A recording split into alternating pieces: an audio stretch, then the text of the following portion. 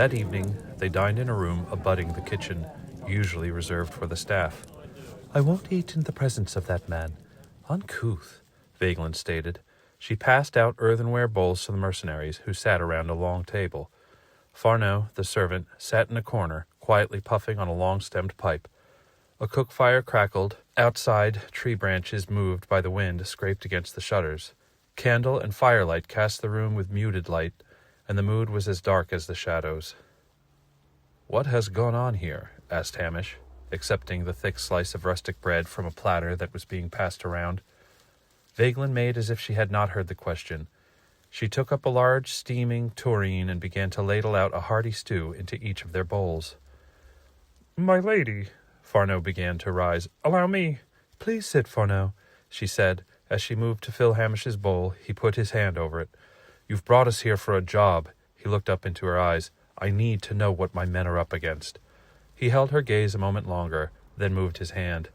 Vagelin looked hard at him, and drew 2 long breaths before continuing to dish out stew. "I told you, we have a disappearance." She finished distributing the stew and sat at the head of the table. Dipping her bread, she spoke in a solemn tone. "All I know for sure is that my father is missing." Brune, almost fully healed by Benarubius's alchemy, wiped stew from his beard and made a low sound of approval. Bowen licked his lips and nodded in agreement. "Nearly as good as mother's." "Exactly when did he go missing?" Hamish asked. Night wind broke against the outside wall, and a draught of cold air passed through the room, flickering the candles. Vagelin rubbed her temples. 4 days ago." Farneau corrected her. 5 days, my lady, with respect." "Yes, of course," Vagelin agreed. "And you suspect bandits?" Hamish said while chewing a bite of bread. "That seems the likely possibility," Vagelin answered. "It is not uncommon for a lord on the road to be waylaid." She stopped suddenly and stood, looking away from the table. Farneau stoked his pipe and looked up from beneath his weathered brow. "Lord Volgut Greybrook, Lady Vagelin and Lady Ventassa's father, master of these lands, has been missing these past 4 days. He shifted in his seat and tapped the pipe on the arm of the chair. "He was a consummate outdoorsman, expert hunter, and knows all the nooks and crags to this valley like the back of his lordly hand." Vagelin gathered herself and cut in. "He is not the sort to lose himself on a woodland trail or some goblin's deer trap. Lord Volgut had ventured to a stead northeast of the castle with a small contingent. The steadmaster had reported losing cattle and crop in the night, and my father went to investigate. He has not been seen since. After 2 days with no word, my sister went to the stead.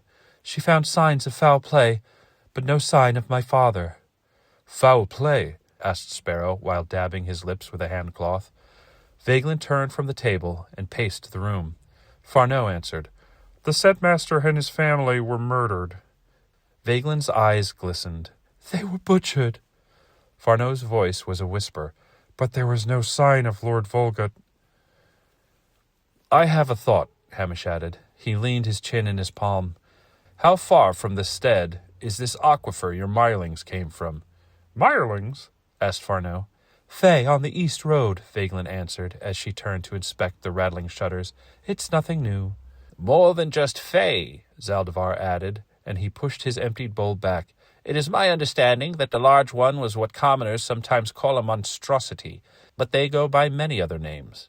A new voice announced, "You speak of the fell, though nefasto is the more proper term." Master Benarubius stood hunched in the open doorway. He cleared his throat. "Pardon my intrusion, but is there any of that stew left?" His white eyebrows formed a pyramid. "Of course," said Vagelin. She pulled another bowl from a nearby shelf and dished him out a serving, placing it at the last open spot at the table. Zaldivar observed the older man's slow, deliberate movements. "This one, I suspect, was more specifically a member of the group called Bassalia. Furthermore, it seems that this being was in control of the Mirelings." Is all Benarubius said as he sat and accepted a spoon, but there was an air of doubt beneath his utterance. Vagelin sighed, looked over the table. She turned her attention to old Benarubius, eagerly blowing on the hot contents of his bowl. She said, "Greybrook may well be accustomed to the Fae, and they appear at odd seasons, it's true, but there are no fell here." Benarubius added, "Hasn't been in well over a century." She went on, "Monstrosities by any name, are little more than things of legend to the folk of our land. Zaldivar leaned back in his chair. A legend, eh? What do you call the beast that attacked us? Vageland said, An aberration drawn by the battle at Burhan.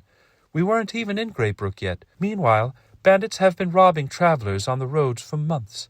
It would be very easy for them to slip into our peaceful valley. Hamish rubbed his temples. To Vageland, he said, Look, there are always jobs to be had mucking about with the Fae. Clearing out a den of kobolds, the occasional bugbear ravaging some farmers' flocks. According to most scholars, Fae are perfectly natural denizens of the world. Often mischievous, to be sure, and sometimes dangerous. Farneau spoke without taking his eyes from the embers of his pipe. My lady, it appears you've hired learned mercenaries. Vageland crossed her arms. To Hamish, she said, My father has hired hunters to clear the nests before. You don't need to lecture me. Hamish continued, I'm not trying to. You say we are after bandits. Fine, we are after bandits. What I want to make clear is that the beings of the Fell, he nodded towards Benarubius, respectfully, the Nefast, are unlike the Fae. They are the things that do not belong in the natural world. Corruptions. Evil. Benarubius looked up from his meal, a quizzical look upon his face. The nature of the Fell is debatable, Ham, Sparrow quietly mentioned. He was stroking his dark-skinned, clean-shaven cheek and looking into his bowl. Is it? Hamish turned his gaze to Sparrow. There was a moment of standoff between the two men. Everyone was silent. The rest of Hamish's team all looked tensely from one to the other. Vageland, too, noted the trepidation in the air, Sparrow's dusky visage and dark eyes revealing nothing. Hamish's paler complexion had reddened. Hild spoke softly at first, breaking the tension, her subtle accent more apparent for it. You people use many names. In my country, these things are not often spoke of. She swirled her spoon in her bowl. Her blue eyes went around the table, and she brushed a long braid of pale golden hair back. We call them Strega, and that means the old people who eat children. Bowen gagged on a mouthful of ale, and Zaldivar thumped him on the back.